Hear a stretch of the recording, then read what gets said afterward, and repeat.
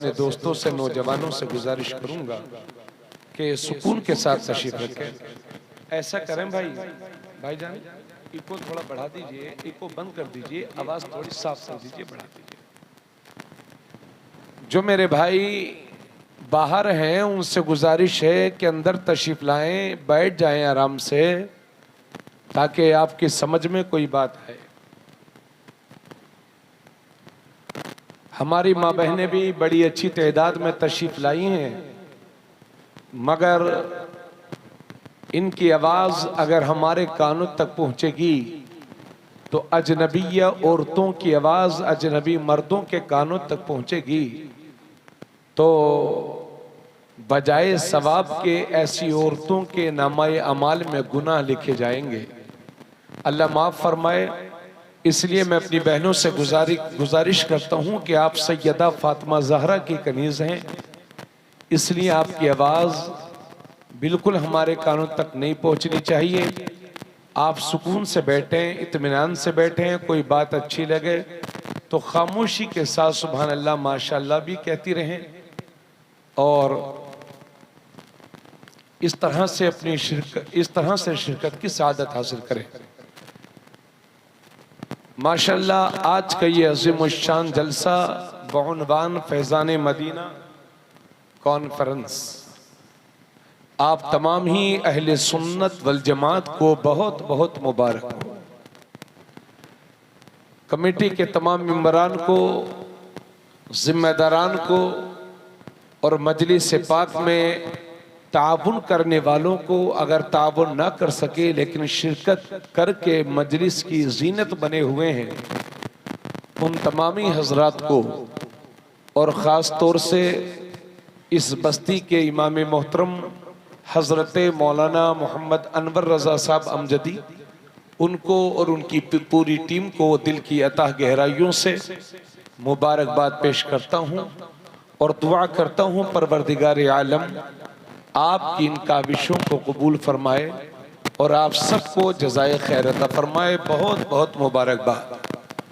हज़रत ख़तीब ज़ीशान हज़रत मौलाना मोहम्मद ज़हीर आलम साहब रज़वी, उनकी दावत मोहब्बत पर आज पहली बार कढ़ाई की सरजमीन पर हाज़री का शरफ नसीब हुआ और माशाअल्लाह ये हमारे लिए मुश्तरका खुशनसीबी है कि आज हम एक अजीम दाई इस्लाम की गुफ्तगू को समात करेंगे, जिन्होंने दुनिया के छोटे से मुल्क श्रीलंका में परवरिश पाई और सरकार ताजुश्शरिया की खुसूसी निगाह करम से उन्हें जो फैज़ान मिला आज पूरी दुनिया में उसी को तकसीम कर रहे हैं और दुनिया के कई हिस्सों में आपको खिताबात करने के शरफ हासिल है। मेरी मुराद दाई इस्लाम, ख़तीब अहले सुन्नत, मुफक्किर इस्लाम हज़रत अल्लामा हाफिज़ मोहम्मद एहसान इकबाल क़ादरी साहब श्रीलंका हैं। अल्हम्दुलिल्लाह वो ज़ीनत मिंबर हैं। मेरी तकरीर के बाद इंशाअल्लाह आप उनकी आलमी गुफ्तगू समात फरमाएंगे। हज़रत मौलाना अब्दुल गफ़ूर साहब रज़वी अपनी दुआओं से नवाजने के लिए ज़ीनत मिंबर हैं।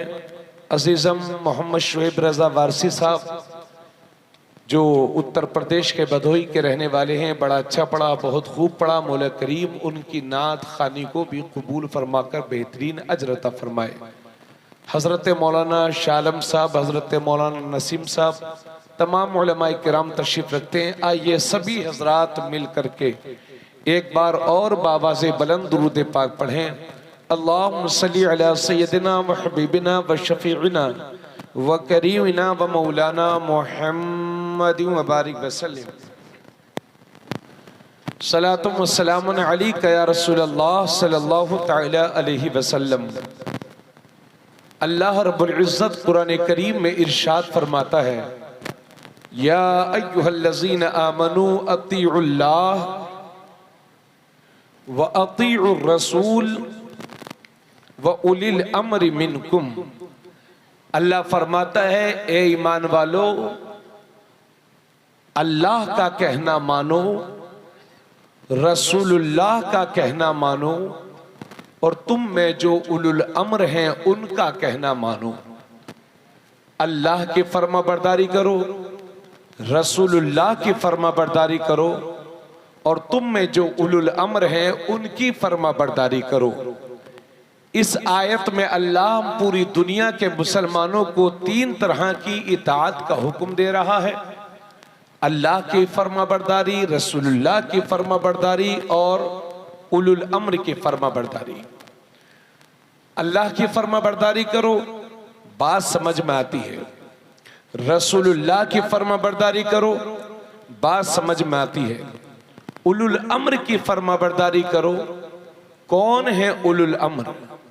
अगर मैं तफसीर की कोशिश करूंगा तो तफसीर की गहराई में जाकर कहीं डूब न जाऊं, क्योंकि मैं इतना बड़ा मुफस्सिर नहीं हूं कि इसकी गहराई में उतरूं। अलबत्ता मेरे हाशिए ज़हन पर इमाम राजी का एक कौल गर्दिश कर रहा है। इमाम राजी फरमाते हैं कि इस आयत करीमा में उलुल अम्र से मुराद उलमाए किराम हैं, सुन्नी उलमा है। सब मिल के बोले जी, उलमाए किराम की खुसूसी दुआएं चाहूंगा। इस आयत में उलुल अम्र से मुराद उलमाए किराम है, तो आयत का यह मतलब हुआ, मफहूम हुआ कि ए ईमान वालो, अल्लाह का कहना मानो, रसूलुल्लाह का कहना मानो और अपने उलमा का कहना मानो।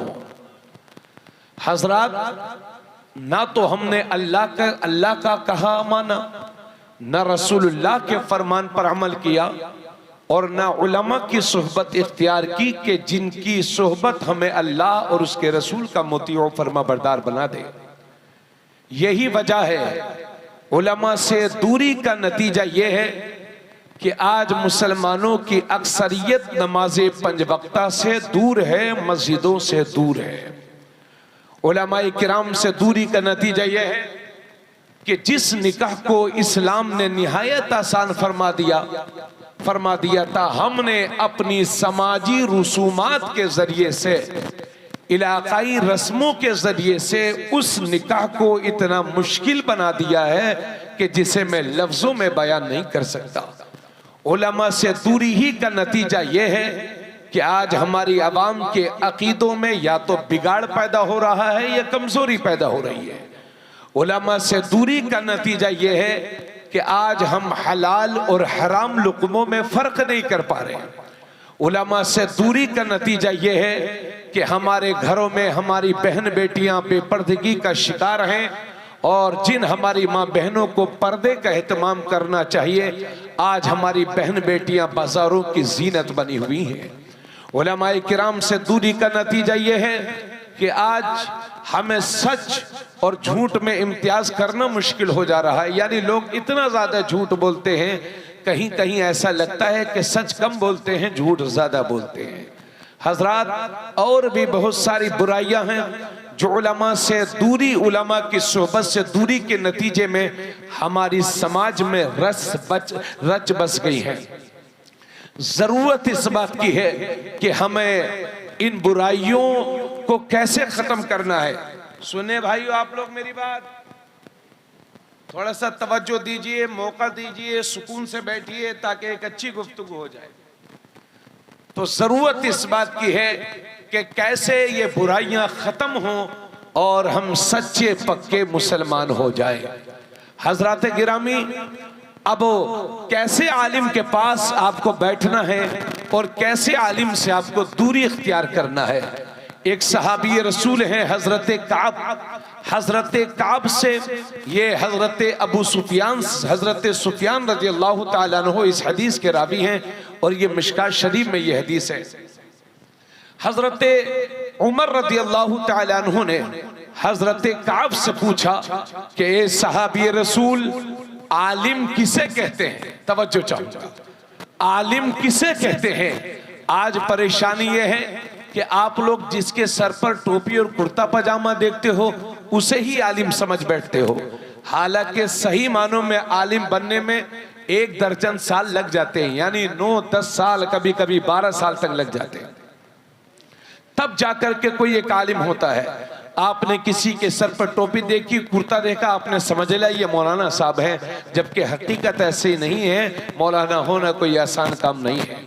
तो हजरत उमर अर्ज करते हैं हजरत काब से, ए सहाबी रसूल, आलिम किसे कहते हैं, इल्म वाले कौन लोग हैं? तो हजरत काब ने जवाब दिया, ए उमर, आलिम वो है जो अपने इल्म के मुवाफिक अमल भी करता हो, जो अपने इल्म के मुताबिक अमल भी करता हो। जोर से बोल दो। और फिर उसके बाद हजरत उमर पूछते हैं, ए सहाबी रसूल, कौन सी ऐसी चीज है जो आलिम के दिल से इल्म की नूरानियत को खत्म कर देती है, इल्म के अनवार व बरकात को खत्म कर देती है? तो हजरत काब जवाब देते हैं, ए सहाबी रसूल, आलिम के दिल से इल्म की नूरानियत को जो चीज खत्म कर देती है वो लालच है, लालच। यानी कोई आलिम किसी सेठ के दरवाजे पर, पैसे वाले के दरवाजे पर अपनी जाती फायदे के लिए जाएगा तो उसके दिल से इल्म की नूरानियत निकलेगी। अगर कोई अपने जाती फायदे के लिए कोई आलिम, अभी से स्टेज खाली होने लगा भाई, अभी तो जल्द से शुरू भी नहीं हुआ है।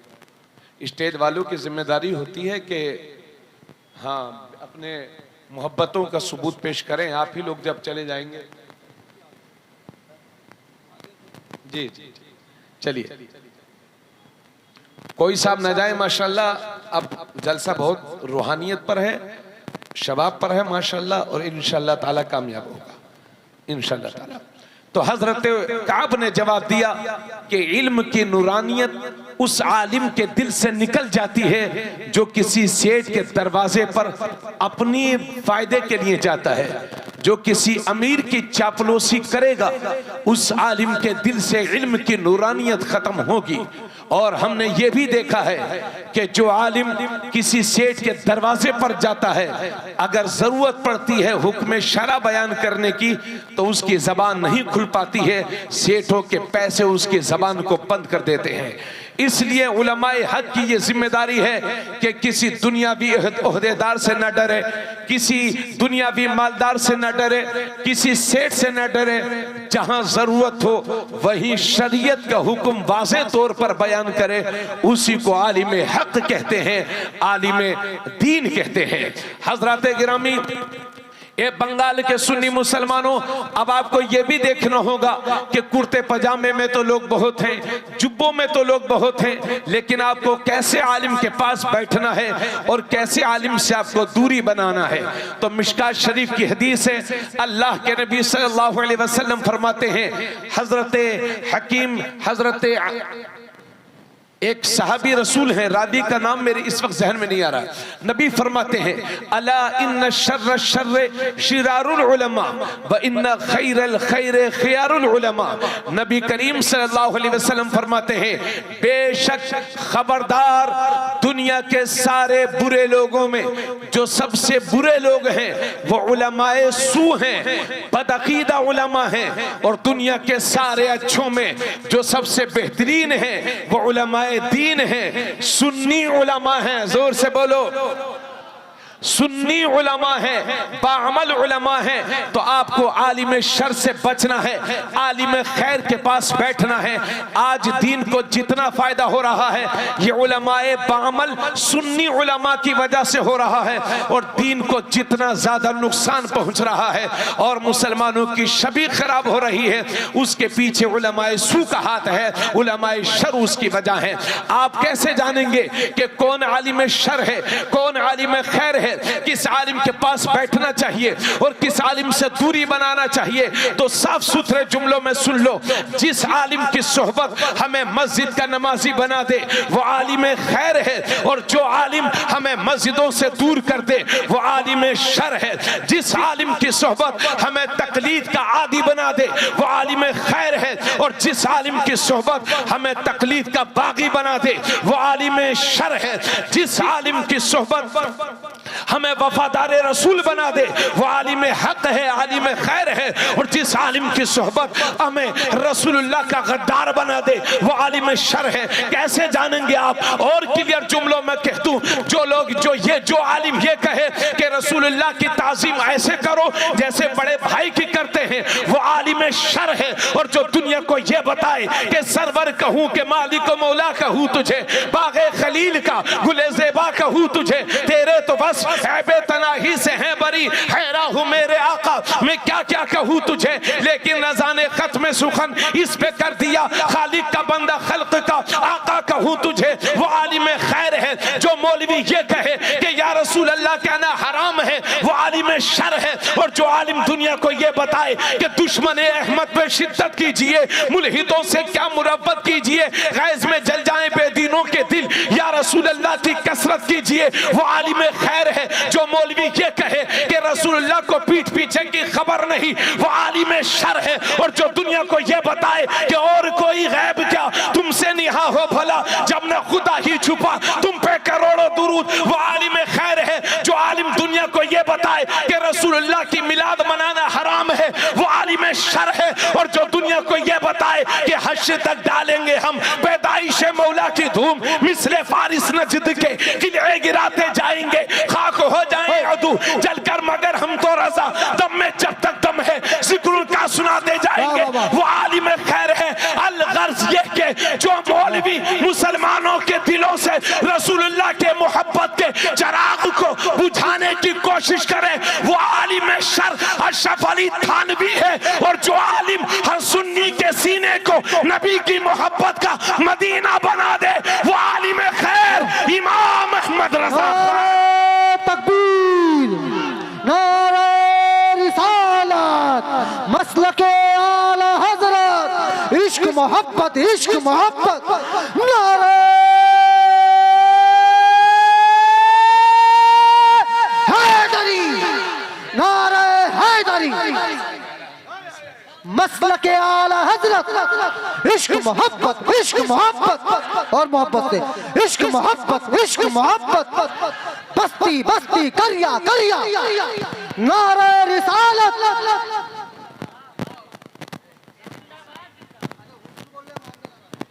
नहीं ठीक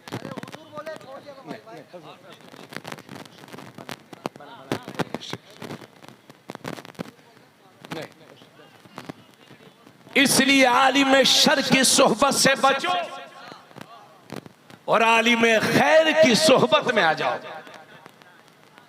तवज्जो चाहूंगा, हर आलिम के चक्कर में मत पड़िए,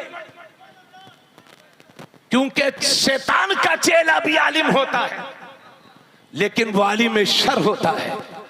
उस इमाम अहमद रजा के करीब हो जाओ जिसने दुनिया को रसूलुल्लाह से मोहब्बत करने का तरीका सिखाया है। आप तो मुजाहिद मिल्लत के फैजान से माला माल होने वाले लोग हैं, इसलिए आप परेशान मत होइएगा क्या मौलाना ने क्या मौजू छेड़ दिया। ये देखिए मेरे हाथ में भारत की सबसे ज्यादा दौड़ती हुई करेंसी 10 रुपए का नोट है। एक जमाना वो भी आएगा कि इस मुल्क में माचिस भी 10 रुपए से कम नहीं मिलेगी। जी आने वाला है वो वक्त, शायद कि हम अपनी जिंदगी में ऐसा वक्त देख लें। ये मेरे हाथ में 10 रुपए का नोट है, इसमें आप देखें ये लिखा हुआ है एक एक, उसके बाद लग गया जीरो, कितना हो गया? थोड़ा सा बोलते रहिएगा। उसी पर एक जीरो और लगा दो, माल कितना बना? 100 रुपया। उसी पर एक जीरो और लगा दो, माल कितना बना? 1000। उसी पर एक जीरो और लगा दो, माल कितना बना? 10,000। उसी पर एक जीरो और लगा दो, माल बनेगा 1 लाख। यानी जीरो बढ़ाते रहिए, कीमत बढ़ती रहेगी। अब एक काम करिए, इस एक को हटा दीजिए, अब कितना बचा? 0 0 0 0 0, चाहे भुवनेश्वर तक 0 लगाओ फिर भी 0, चाहे कोलकाता तक 0 लगाओ फिर भी 0, चाहे हमारे लखनऊ तक 0 लगाइए, दिल्ली हिंदुस्तान की राजधानी दिल्ली तक 0 लगाइए, तब भी 0 ही रहोगे। हजरत जिस मुल्क के रिहायशी हैं श्रीलंका, वहां की राजधानी कोलंबो तक 0 लगाते रहिए, हवाई जहाज में बैठ के 0 लगाते रहिए, ट्रेन में बैठ के 0 लगाते रहिए, फिर भी 0 ही रहोगे, क्योंकि इन 0 की कीमत इस इकाई के साथ है, इस एक के साथ है। अगर एक है तो 10 है, एक है तो 100 है, एक है तो 1000 है, एक है तो 10,000 है, एक है तो 1 लाख है। इस छोटी सी मिसाल के साथ मुझे कहने दो, गोया के इसी इकाई की तरह हमारा ईमान है। अगर ईमान है तो नमाज कबूल है, अगर ईमान है तो रोजा कबूल है, अगर ईमान है तो हज कबूल है, अगर ईमान है तो उम्रा कबूल है, अगर ईमान है तो सब कुछ कबूल है, वरना सब कुछ फजूल है।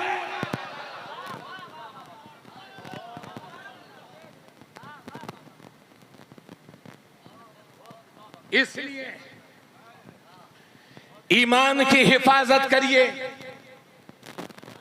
सभी की आवाजें आनी चाहिए, सुभान अल्लाह। हजरात गिरामी, ईमान अगर महफूज रहेगा तो फिर अमाल अगर बुरे भी होंगे, माज़अल्लाह, 100 बार माज़अल्लाह, अगर ईमान होगा और माज़अल्लाह 100 बार माज़अल्लाह आमाल में कुछ कमजोरी भी होगी, तो गिरते पड़ते इंशाल्लाह जन्नत में चले ही जाओगे। और अगर ईमान ही निकल गया तो ये तस्बीह मुसल्ले जन्नत में नहीं ले जा पाएंगे। खींचते रहो चिल्ला चिल्ली, भोपाल दिल्ली, खींचते रहो। इसलिए अपने ईमान की